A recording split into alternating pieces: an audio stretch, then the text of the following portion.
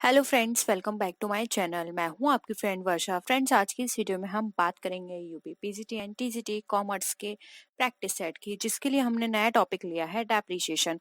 Start करते हैं video को। वीडियो आपको पसंद आती है तो वीडियो को लाइक कीजिए, फ्रेंड्स या शेयर कीजिए, और किसी भी तरह की कोई भी क्वेरी हो तो प्लीज जरूर बताइएगा। तो स्टार्ट करते हैं आज की इस वीडियो को। Depreciation represent a decrease in, यानी कि इस क्वेश्चन में पूछा गया है डेप्रिसिएशन में कमी आती है तो वो हमें क्या बताती है। तो हमें ऑप्शंस को देखना है। ऑप्शंस है हमारे market value of fix assets, यानी कि फिक्स असेट्स की मार्केट वैल्यू में कमी बताती है।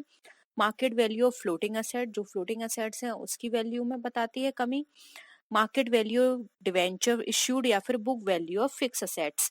तो देखिए, आप सबने डेप्रिसिएशन पढ़ा होगा। डेप्रिसिएशन हम क्यों लगाते हैं? देखिए, कोई भी मशीन, कोई भी फिक्स असेट्स हम परचेज करते हैं तो वो टाइम, जैसे ही टाइम होता है उसको यूज करते हैं तो उसकी जो लाइफ है वो कम होने लगती है, यानी कि उसमें कुछ खराबी आने लगती है जिसको रिपेयरिंग करानी पड़ती है। तो इस तरह से क्या होता है, ये सारी कमी हमारी कहलाती है डेप्रिसिएशन। तो ये डेप्रिसिएशन जब हम लगाते हैं तो किस चीज में कमी आएगी हमें वो बताना है। डेप्रिसिएशन में कमी आती है जब हम डेप्रिसिएशन लगाते हैं तो उससे जो असेट्स होती है उसमें हम डेप्रिसिएशन माइनस कर देते हैं। तो जो रिमेनिंग अमाउंट निकल कर आता है उसको हम बोलते हैं उस चीज का जो पर्टिकुलर असेट है उसकी वैल्यू। तो यानी कि उसकी वैल्यू कम होती गई, इसलिए यहाँ पे बुक वैल्यू और फिक्स असेट्स यहाँ पे राइट आंसर हो जाएगा। वो फिक्स असेट जो है उसकी वैल्यू में जो बुक वैल्यू होती है उसमें कमी आ जाती है, इसलिए यहाँ पे ऑप्शन डी हमारा राइट आंसर होगा। देखिए, market value of fix assets, market value तो उसकी कम होगी ही, क्योंकि देखिए मार्केट वैल्यू कम भी हो सकती है, ज्यादा भी हो सकती है।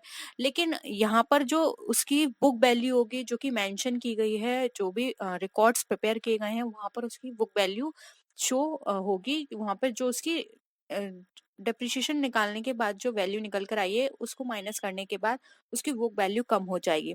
रही बात फ्लोटिंग असेट्स की, तो ये जरूरी नहीं है कि फ्लोटिंग असेट्स पर हो।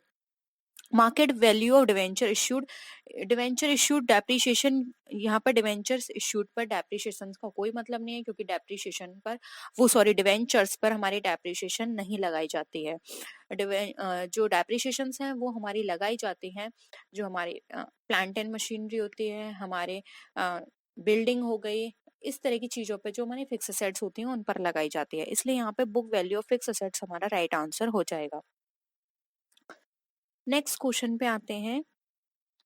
Depreciation is a process of, अब डेप्रिसिएशन किस तरह की प्रोसेस है हमें ये बताना है। ये एक एलोकेशन है, वैल्यूएशन है, बोथ एलोकेशन एंड वैल्यूएशन, या फिर नन ऑफ दीज। तो देखिए, डेप्रिसिएशन जब हम लगाते हैं तो इससे हमारे क्या होता है, किसी भी वस्तु में कमी आती है, जिससे वो जो कमी होती है अ, हमें पता चलता है कि इसका अब वास्तव में जो वैल्यू है वो कितना है। तो इस तरह से क्या होता है, हम उसको कोई अब आपने बहुत सारे मेथड पढ़े होंगे डेप्रिसिएशन के, जिसमें हमारा आता है फिक्स होता है, हमारा डिमिनिशिंग मेथड होता है। तो इसमें क्या होता है, हम एक वैल्यूज को अलोकेट कर रहे हैं कि हमें पर्टिकुलर टाइम में हर मंथ इतनी इतनी वैल्यू लगानी है या फिर इतना माइनस करना है। तो कि हमने क्या किया, एक वैल्यू वहां पे एलोकेट की और वहां पर लास्ट में हम उसकी रियल वैल्यू जो है वो निकालते हैं। तो यहाँ पर बोथ एलोकेशन एंड वैल्यूएशन हमारा राइट आंसर हो जाएगा। डेप्रिसिएशन के अंदर हम एलोकेशन करते हैं एक वैल्यू का, जो कि हर, अगर हम स्ट्रेट लाइन मेथड यूज करें तो हर महीने जो भी सिस्टम है कंपनी का उस अकॉर्डिंग, उस टाइम पीरियड के अकॉर्डिंग वही वैल्यू हर बार उसको माइनस करेंगे। वैल्यूएशन क्या होता है, हमें राइट वैल्यू पता चलती है कि इतने पर्टिकुलर टाइम पीरियड के अंदर हमारी वैल्यू 0 हो जाएगी या फिर हमारी वैल्यू इतनी कम हो जाएगी। तो ये डेप्रिसिएशन के थ्रू ही हमें पता चलता है, इसलिए ऑप्शन सी हमारा राइट आंसर हो जाएगा। आई होप ये भी क्वेश्चन आपको क्लियर है। नेक्स्ट क्वेश्चन पे आते हैं। Total charge of depreciation and maintenance of assets on the profit and loss account will be uniform under। अब यहाँ पर हमें बताया गया है कि जो भी हमारे डेप्रिसिएशन का जो टोटल चार्ज हमने लगाया था उसकी मेंटेनेंस में असेट्स की, वो हमारे प्रॉफिट एंड लॉस अकाउंट में के मतलब कहाँ पर उसको एक समान दिखाया जाएगा, वो कहाँ पर एक वैल्यू होगी हमें वो बताना उस मेथड के अंदर।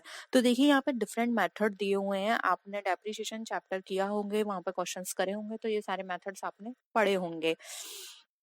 फर्स्ट देखिए यहाँ पर है हमारा straight line method. Straight line method, diminishing balance method, annuity method and depreciation fund method.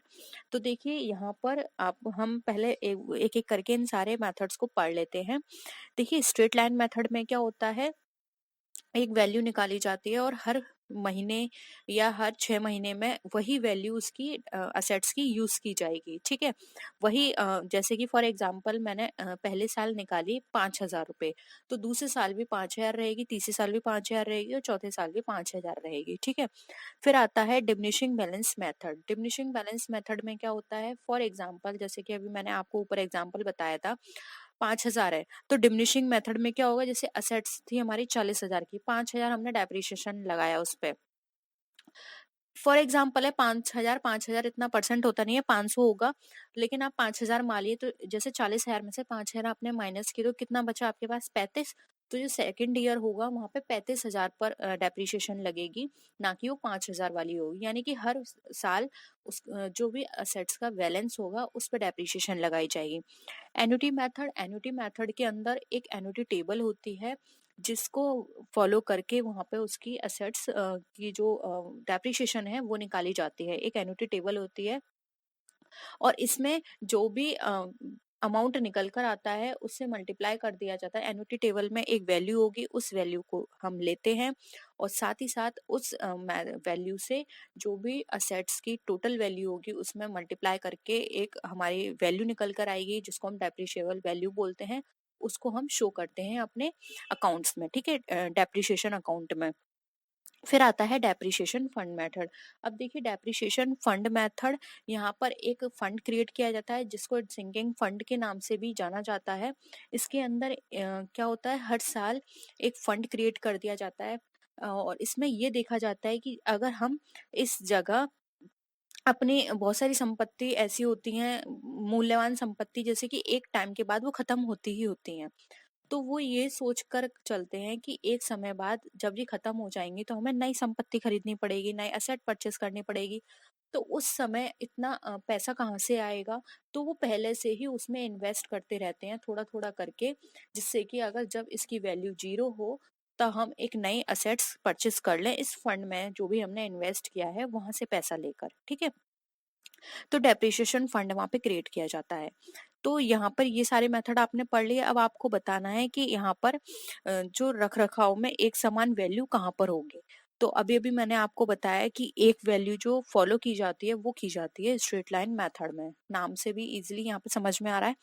Straight line मतलब एक स्ट्रेट वैल्यू है जो हर साल हमें वही वैल्यू यूज करनी है। ठीक है, बाकी सारी तीनों मैंने आपको समझाई दी। ठीक है, नेक्स्ट क्वेश्चन है, the amount of depreciation provided in the sinking fund method when compare to annuity method is. अभी मैंने आपको ये एन्युटी एंड सिंकिंग फंड दोनों डिस्कस किए थे, तो आपको ये बताना है कि जो अमाउंट है डेप्रिसिएशन का सिंकिंग फंड के अंदर, अगर वो एन्युटी से कंपेयर किया जाए तो वो क्या रहता है, हाई रहता है, लो रहता है, इक्वल होता है या फिर अनप्रिडिक्टेबल है।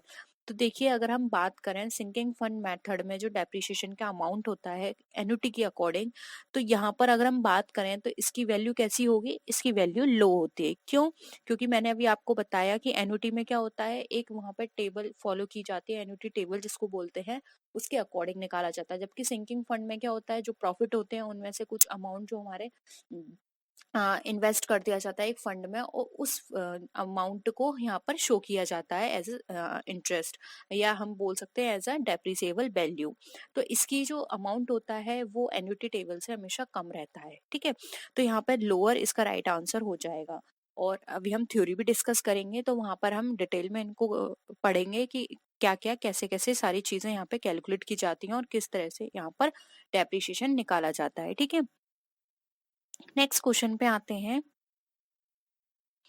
Depreciation on fix asset is. अब फिक्स असेट पर डेप्रिसिएशन जो होता है वो हमारा क्या कहलाता है, a source of fund, an application of fund, on flow of, no flow of fund, या फिर नन ऑफ द अबव।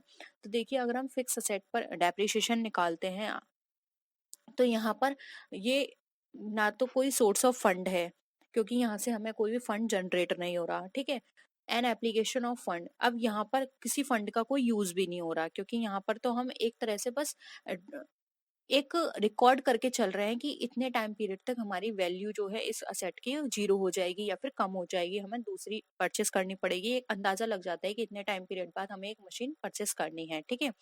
यहाँ पर उस कोई फंड का हम यूज नहीं कर रहे हैं। नो फ्लो ऑफ फंड, ये बिल्कुल करेक्ट आंसर है, क्योंकि यहाँ पर जो असेट है उसकी बस हमने उसकी लाइफ के अकॉर्डिंग, जो भी उसकी लाइफ है उसके अकॉर्डिंग हम यहाँ पे डेप्रिसिएशन निकाल लेते हैं, जिससे हमें पता चल जाता है कि कितने टाइम बाद इसकी क्या वैल्यू रहेगी। यहाँ पे फंड का कुछ भी लेना देना नहीं है, ना हमारे पास फंड जनरेट हो रहा है और ना ही हमारे पास से कहीं फंड इन्वेस्ट हो रहा है या फिर यूज हो रहा है, ठीक है। तो ये नो फ्लो ऑफ फंड यहाँ पे हमारा राइट आंसर हो जाएगा, ठीक है। तो आई होप ये भी क्वेश्चन आपको पूरी तरह से क्लियर है। नेक्स्ट क्वेश्चन पे आते हैं। What is generally accepted basis of valuation of fix assets. अब यहाँ पर हमें बताना है कि अब इनमें से कौन सा जो है जनरली एक्सेप्टेड बेसिस है हमारा। अगर हम फिक्स असेट में बात करें डेप्रिसिएशन का, कौन सा है जो कि जनरली एक्सेप्टेड होता है या फिर हर कोई उसको फॉलो करता है उस मेथड को। ऑप्शन है historical cost less depreciation, replacement cost, net realisable value या फिर हिस्टोरिकल कॉस्ट। तो देखिए यहाँ पर अगर हम बात करें historical cost less depreciation, replacement cost क्या होती है, इसमें एक वैल्यू जो होती है उसको रिप्लेस करके इस वैल्यू को निकाला जाता है।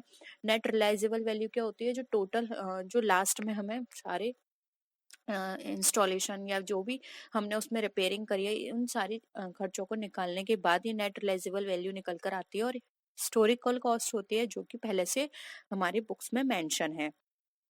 और फर्स्ट है हमारी हिस्टोरिकल कॉस्ट लेस डेप्रिसिएशन। तो देखिए अगर हम फिक्स्ड असेट पर बात करें तो उसकी एक निश्चित दर से जो लागत होती है उस पर कॉस्ट माइनस की जाती है, एक पर्टिकुलर अमाउंट वहां पे निकाला जाता है कि इतना अमाउंट हमारा डेप्रिसिएशन का है इस असेट में। अब आप सबको पता है कि जब भी हम डेप्रिसिएशन निकालते हैं तो वो कैसे निकालते हैं, चाहे उसका बाजार मूल्य ज्यादा हो या प्रतिस्थापना मूल्य उससे कम हो या ज्यादा हो, उसके बेसिस पर ये किया जाता है।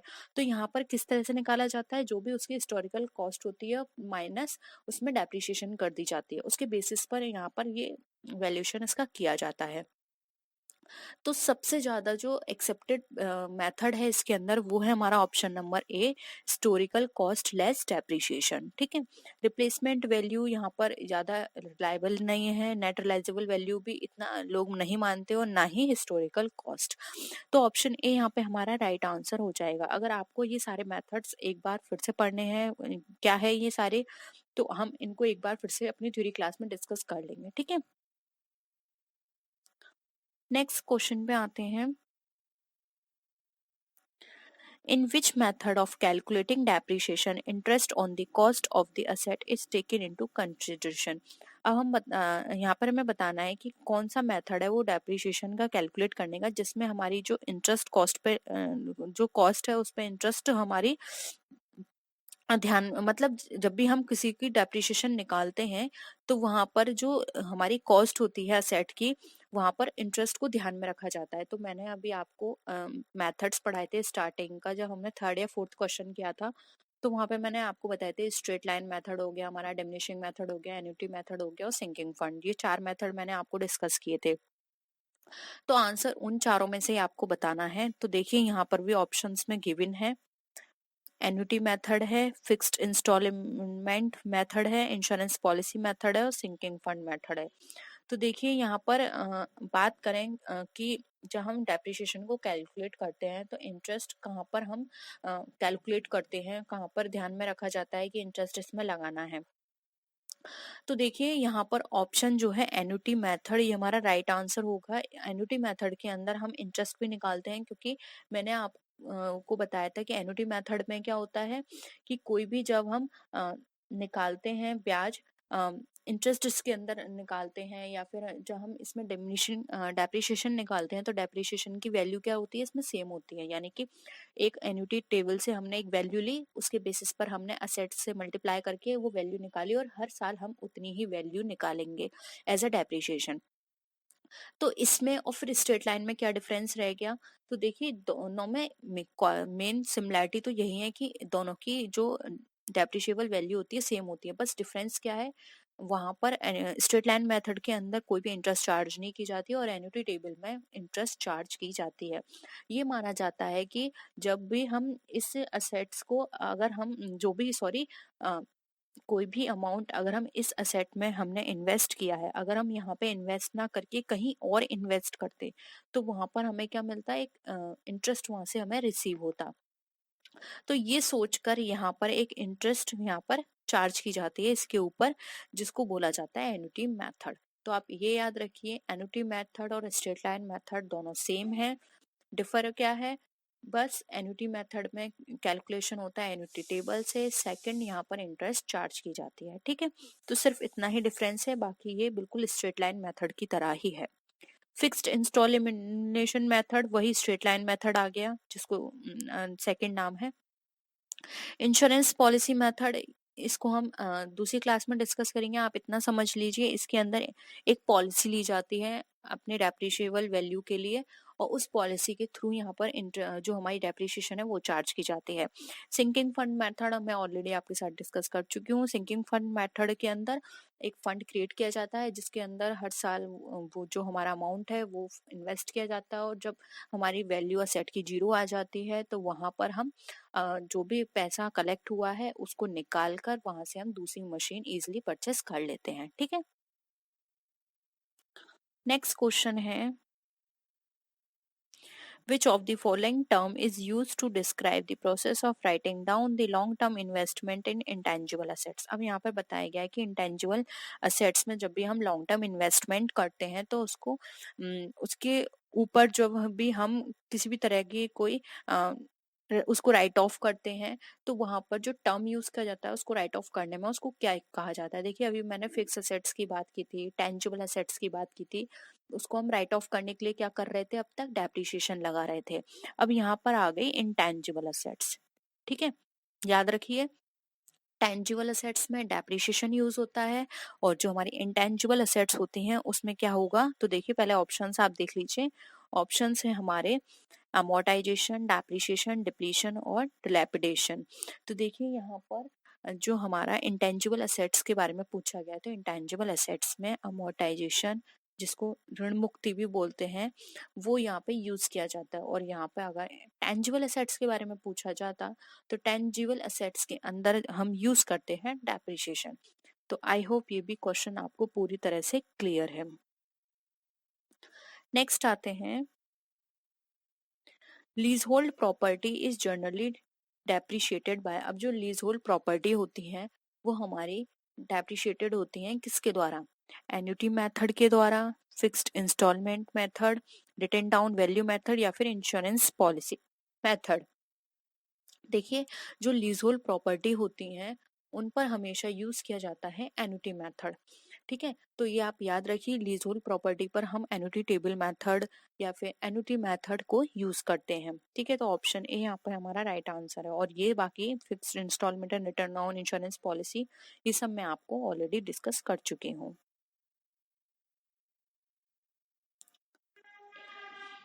नेक्स्ट है, generally accepted basis of valuation of a fix asset is. अब देखिए ये ना घुमा के फिर से ये क्वेश्चन पूछ लिया कि जो जर्नली एक्सेप्टेड जो मेथड है वैल्यूएशन का फिक्स असेट में वो कौन सा है, replacement cost, net realisable value, historical cost less depreciation या फिर कॉस्ट और market value whichever is lower. तो देखिए यहाँ पर मैं आपको ऑलरेडी ये बता चुकी हूँ, तो आंसर ये रहा हमारा हिस्टोरिकल कॉस्ट लेस डेप्रिसिएशन। ठीक है, तो ऑप्शन सी यहाँ पे हमारा राइट आंसर है। नेक्स्ट क्वेश्चन है, विच of the following is not a source of fund. अब इसमें से कौन सा हमारा सोर्स ऑफ फंड नहीं है, हमें ये बताना है। Purchase of machinery, profit earn during the year, issue of share capital या फिर लॉन्ग टर्म लोन रेस्ड। तो इसमें से बताना है कौन सा हमारा सोर्स ऑफ फंड नहीं है। तो देखिए यहाँ पर अगर हम सोर्स ऑफ फंड की बात करें तो फर्स्ट ऑप्शन को छोड़कर बाकी सारे से हमें कहीं ना कहीं से कैसे ना कैसे हमें क्या मिल रहा है, फंड मिल रहा है। देखिए जब हम प्रॉफिट अर्न करते हैं ड्यूरिंग द ईयर तो हमारे पास क्या आया, फंड आया एज अ अर्निंग। ठीक है, और इश्यू ऑफ शेयर कैपिटल, जब हमने शेयर कैपिटल इश्यू किए तब भी हमें क्या मिला, जो हमने कॉल्स लीन सारे हम, फिर चाहे एप्लीकेशन हो सब, फिर हमारा अलॉटमेंट हो, फर्स्ट कॉल हो, सेकंड कॉल हो, इन पर हमें क्या मिला, फंड मिला। फिर आया लॉन्ग टर्म लोन रिस्क, जब हमें लोन मिला तो लोन से हमें, जब हम लोन लेते हैं, लोन मिलता है तो हमें क्या मिलता है, फंड मिलता है। तो कहीं ना कहीं ये सारे ऑप्शंस हमारे सोर्स ऑफ फंड के मेथड में आते हैं। लेकिन यहाँ पर बात करें परचेज ऑफ मशीनरी, तो ये सोर्स ऑफ फंड नहीं है। यहाँ से तो हमारे पास मशीनरी आई और हमारे पास से फंड गया, सोर्स मतलब हमने मिला नहीं है, हमारे पास से गया है, इसलिए यहाँ पे ऑप्शन परचेज ऑफ मशीनरी हमारा राइट आंसर हो जाएगा। नेक्स्ट क्वेश्चन है, under which of the following methods the asset is shown at original cost throughout its life. हमें बताना है इस मेथड के ऐसा कौन सा मेथड है जिसके अंदर हमारी जो असेट्स है उसकी original cost through out life एक जैसी रहती है, straight line, diminishing balance, depreciation fund या फिर नन ऑफ दीज। तो देखिए यहाँ पर अगर हम बात करें तो पूरी जीवन काल में उसकी जो है कॉस्ट कैसी रहेगी, ओरिजिनल कॉस्ट पे वो शो करेगी। तो वो ओरिजिनल कॉस्ट पे हमारी शो करती है डेप्रिसिएशन फंड में, क्योंकि मैंने आपको बताया था कि यहाँ पे जो डेप्रिसिएशन अमाउंट है उसका एक फंड क्रिएट कर दिया जाता है और उस फंड के नाम से वहां पे शो होता रहता है। ठीक है, तो यहाँ पर ऑप्शन सी हमारा राइट आंसर हो जाएगा। इसमें स्ट्रेट लाइन में भी हमारी वैल्यू एक हद तक क्या हो जाती है, जीरो हो जाती है, और डिमिनिशिंग में जीरो नहीं होती लेकिन कम होती रहती है। लेकिन ओरिजिनल कॉस्ट हमारी डेप्रिसिएशन फंड में रहेगी, जिसको हम सिंकिंग फंड के नाम से भी जानते हैं। तो ऑप्शन सी यहाँ पे हमारा राइट आंसर है। नेक्स्ट क्वेश्चन है, ऑब्सलेंस मीन्स डिक्लाइन। अब ऑब्सलेंस मीन्स हमें बताना है, ठीक है, क्या होता है, declining in the value due to. अब जब वैल्यू में कमी आ जाती है तो किसके कारण क्या होता है उसमें, फॉल इन मार्केट प्राइस, जो उसके मार्केट प्राइस है वो कम हो जाते हैं। फिजिकल वियर एंड टेयर, यानी कि फिजिकली वियर एंड टेयर का मतलब यहाँ पे देखिए हिंदी में सही नहीं आया। फिजिकल वियर एंड टेयर का मतलब है उसमें टूट फूट हो जाती है। इनोवेशन यानी नई हो जाती है, या फिर एफ्लक्स ऑफ टाइम यानी समय का प्रवाह, या फिर अगर हम इसको और दूसरे नाम से लें तो ये है हमारा समय बीत जाना। ठीक है, तो ऑब्सलेंस मीन्स का मतलब अगर हम बात करें तो यहाँ पर obsolescence mean decline in the value due to. अब किसके कारण ऑब्सलेंस माना जाता है, ऑब्सलेंस माना जाता है हमारा कोई भी नई प्रोडक्ट या फिर कोई नई मशीनरी, कोई नई टेक्नोलॉजी मार्केट में आ जाती है, तो इससे क्या होता है, हमारे प्रोडक्ट जो होता है जो हमारे पास पहले से है वो ऑब्सलेंस में चला जाता है। फॉर एग्जाम्पल, अगर आपके पास कोई प्लांट है, ठीक है, कोई प्लांट है या कोई मशीनरी है, वो आपके कंपनी में वर्क करती है और उसको काम करने में या फिर जितना आपको प्रोडक्ट चाहिए वो कम से कम 5 घंटे में तैयार होता है उतना माल। अब मार्केट में कोई ऐसा नई मशीनरी आ गई जो उतनी ही क्वांटिटी को 2 घंटे में प्रिपेयर कर देती है, तो इससे क्या होगा, हर कोई फिर उसी कम मशीन की तरफ मूव कर जाएगा। और आप खुद भी सोचोगे कि जो प्रोडक्ट मुझे 5 घंटे में मिलते हैं वो मुझे 2 घंटे में मिल रहे हैं, तो इससे मेरी क्या हो रही है, मेरी इलेक्ट्रिसिटी बच रही है, वर्कर्स की जो लेबर है वो बच रही है, और या फिर मैं उतने घंटे में और ज्यादा प्रिपेयर करवा सकता हूँ। तो आप क्या है, आपकी वो जो मशीनरी है वो आप उसकी जो वैल्यू एकदम डाउन हो जाएगी, वो ऑब्सलेंस में चली जाएगी। तो यहाँ पे ऑब्सलेंस होता है हमारा इनोवेशन से, किसी भी तरह का कोई भी टेक्नोलॉजी आ गई नई, कोई और वैल्यूज में ऐड हो गई जिसकी वजह से वो नए प्रोडक्ट जो है वो हमें और भी ज्यादा बेनिफिट प्रोवाइड कर सकता है। तो इस कारण ये होता है। तो यहाँ पे ऑप्शन सी जो है वो हमारा राइट आंसर हो जाएगा, इनोवेशन। नेक्स्ट क्वेश्चन है, the term amortization is generally use to indicate the fall in value of the following. अब जो amortization वर्ड है जो जनरली यूज किया जाता है वो कहाँ पे यूज किया जाता है, किसकी वैल्यू को में गिरावट आएगी तो वहां पे उसको इंडिकेट करता है ये वर्ड। ऑप्शंस है tangible fixed assets, intangible fix assets, current assets या फिर क्विक असेट्स। देखिए अगर हम बात करें तो ये भी हम डिस्कस कर चुके हैं, टेंजिबल असेट्स डेप्रिसिएशन के लिए होता है और इंटेंजिबल असेट्स हमारा अमोर्टाइजेशन के लिए होता है। तो यहाँ पे ऑप्शन बी हमारा इंटेंजिबल असेट्स राइट आंसर हो जाएगा। Current assets and quick assets पे कोई भी इस तरह की चीजें नहीं लगाई जाती हैं, ठीक है। तो ये थे हमारे आज के क्वेश्चंस। आई होप आपको क्वेश्चंस पसंद आए होंगे, क्वेश्चन का लेवल पसंद आया होगा, क्वेश्चंस आपको कैसे लगे प्लीज कमेंट सेक्शन में बताइएगा। किसी भी तरह की कोई भी क्वेरी हो कमेंट सेक्शन में बता सकते हैं। तो नेक्स्ट वीडियो में फिर मिलते हैं आपसे और भी अच्छी वीडियोस के साथ। तब तक के लिए टेक केयर, बाय बाय।